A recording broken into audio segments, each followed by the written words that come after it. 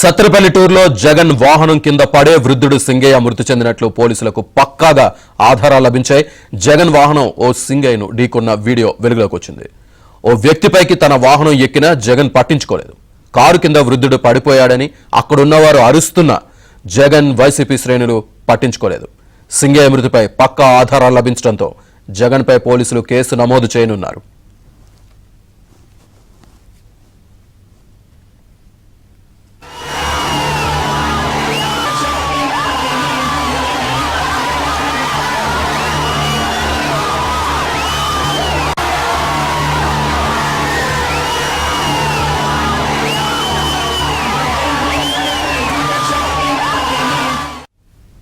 Car tyre కింద మనిషి పడినట్లు తెలియకుండానే డ్రైవర్ కారు నడిపాడా లేదా కావాలని చేశాడా అనే కోణంలో కూడా పోలీసులు ఆరా తీస్తున్నారు.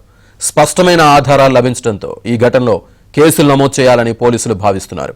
డ్రైవర్ నిర్లక్ష్యం కారణంగా జరిగిన ఈ ఘటనపై మరిన్ని వివరాలు త్వరలో తేలే అవకాశం ఉంది.